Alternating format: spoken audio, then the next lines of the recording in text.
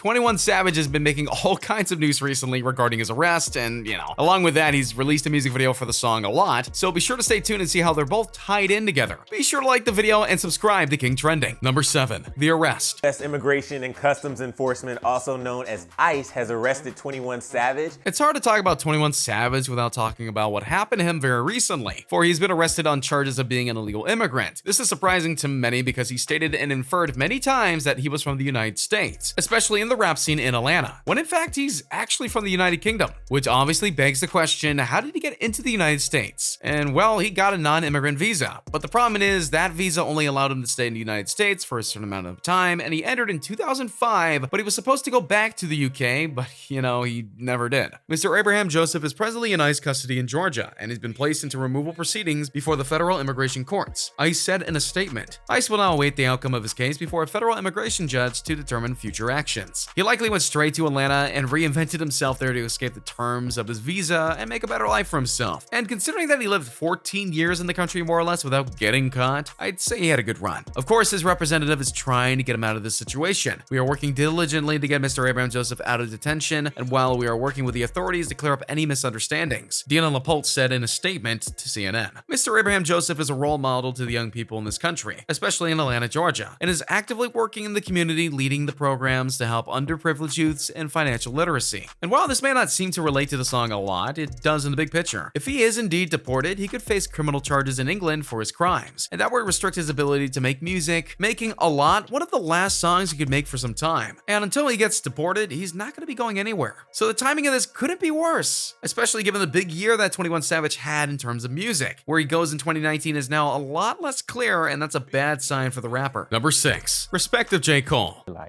I hit him and we'll just chop it up about nothing about music. A Lot is notable for many reasons, and one of the biggest ones, without a doubt, is that he teams up with a fellow rapper in the song. At 3 in the morning, he drove all the way back to Raleigh and did the song. And while collaborations happen all the time, the rapper takes a moment during the interlude to show his appreciation for his pal 21 Savage. Yeah, I just came back from the A. I drove back home. 6-hour drive, 6.5. Before I left, I stopped by to see my 21 in the studio. He had 2 of his kids with him right in the studio. That's when I knew. He was stand-up, and I love seeing shit like that. Believe it or not, J. Cole is actually telling a true story of what led to the creation of this song. You see, 21 Savage and J. Cole met up a few years back at the Hate America Festival. The two hit it off and traded numbers, and the veteran J. Cole decided to take 21 Savage under his wing in regards to the music world. Then one day, J. Cole called in 21 to his studio, but he couldn't just because he had his kids with him, and he couldn't leave them alone. J. Cole respected that a lot, and so he pulled some strings to have the 2 kids taken care of, and then his music track was made as a result. The other reason why the lyric stands out is that 21 Savage likes to portray himself as a stone-cold rapper with very little feelings, especially when it comes to his haters. And yeah, that kind of personality can easily get mixed up and taken into a personal life, but not the case here apparently, as he sounds like a good dad. And that earned the respect of J. Cole, which is actually a pretty big deal. Number 5. Real versus fake.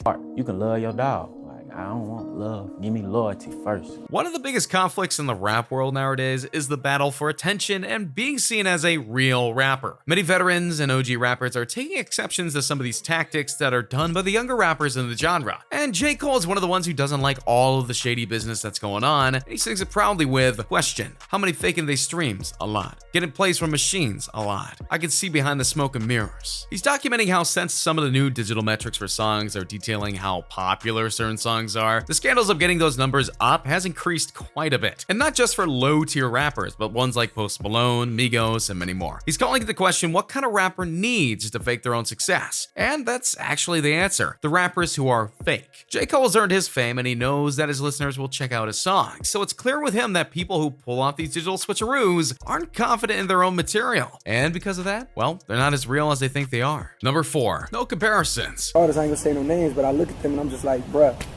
you're not happy. Which brings us to the peak for J. Cole's line, and for the song as a whole, because J. Cole and 21 Savage truly believe that they're on another level, to the extent that J. Cole sings the following: I don't want no more comparisons. This is a marathon and I'm aware. I've been playing a bet from a lack of promotions. I was never one for the bragging and boasting. He's referencing his most recent album, KOD, which features his mega hit song 1985, among others, and he didn't have a lot of promotion for it, but the album went platinum anyway. J. Cole is one that views many of the young rappers of this world as one who sees the industry as a way to make money and nothing else. And that really ticks him off because he's here to make classic songs and albums and proving that the rap genre is here to stay. The money is a bonus to him and not his focus of his career, which is the proof of why he thinks he's on another level in the rap game. Because few, if any, can compare to him. Even if they do, he wants no comparisons. He's proven that he's the best in his mind. His albums all go platinum. He's had many #1 hits. He's done tons of collaborations, and no matter what people do to try and top him, he'll still be on top because that's how he rolls. Number 3, references to past singers. Going to a lot now, 21 Savage puts a lot of time and effort into referencing a lot of singers and rappers in the past. And some of you might not recognize at first. For example, to start off the song, he sings, "I love you. Turn my headphones down a little bit, yeah, for so many reasons." The first and third lines of that verse are actually from a group back in 1971 called East of Underground, from their own song called "I Love You," which was ironic because the track was using a cover from the Fuzz for their track. So yeah, I guess these guys like to go out and pay their respects to others like that. I don't know. For 21 Savage though, it didn't end there. The chorus to "A Lot" starts off with, "How much money you got? A lot. How many problems you got? A lot." This is a reference to the legendary rapper Notorious Big via his song "Mo Money, Mo Problems." Big was one of the most legendary rappers in the world during his time, and just about every rapper out there pays references to him, and that was clearly 21 Savage's tribute to the late singer, as you'll see. It even has more meaning to it when it connects the dots of the other lyrics. Number 2, proving your critics wrong.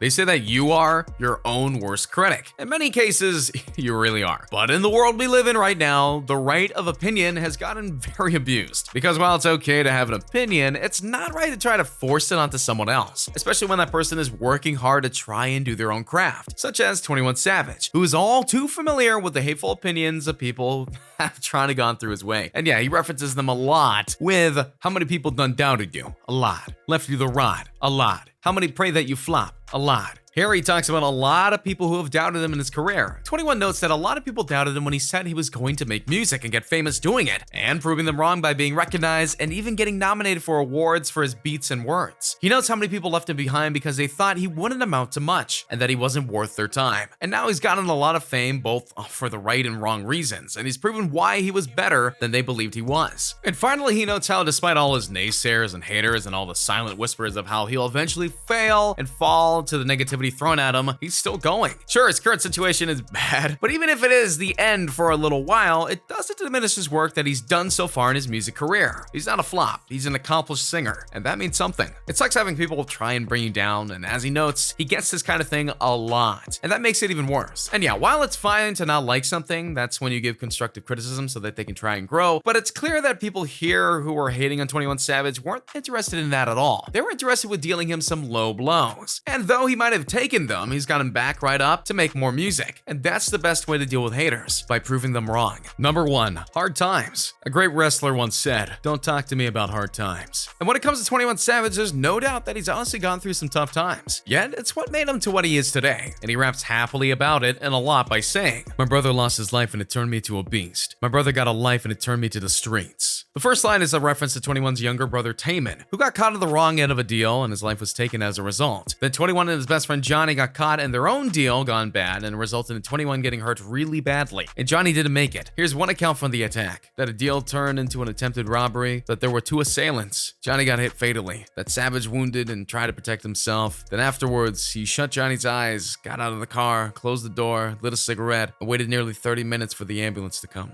The fact that 21 had to deal with this within a short amount of time is very tragic. And yet, somehow, he's not only pulled through it, he was able to build himself up from that. He even sings about that part of his life. "Been through the storm, and it turned me to a G. But the other side was sunny. I get paid to rap on beats." To go through the storm is a reference to how sailors would sometimes have to sail their ships through torrential storms that could easily capsize them. But then they would be able to rejoice once it was over because they had survived the ordeal. And that's exactly what has happened here. He went through a series of terrible events, and yet, as the second line notes, he made it to the sunny side and uses his inner turmoil to help him make it into the rap scene. This ironically is how many rappers get into the scene. Their personal experiences fuel them to get through the bad times that they're facing. And that's what makes them good rappers more times than not, because they put everything into their songs so that they'll never have to go back to what they were doing. And his current situation aside, 21 has weathered through a lot of hard times, and he'll need to weather a lot more in the days to come. So, what do you guys think of this breakdown of A Lot by 21 Savage and J. Cole? Which rapper do you think made the best use of their time in the song? Also, do you see even more meaning in it that I missed? Let me know in the comments down below. Be sure to subscribe, and I'll see you next time on King Trending. Hey, just a reminder that we're changing up the giveaways. From now on, we're offering the Galaxy Note 9, the one that comes with the exclusive Fortnite skin, the new iPhone X Max, which we'll pre-order for you, and the new Apple Watch Series 4, which we'll also pre-order for you. The winner gets to decide between these three. Make sure to subscribe, turn on notifications, drop a like, and comment the hidden message in the video for a chance to win. You got nothing to lose. Go for it.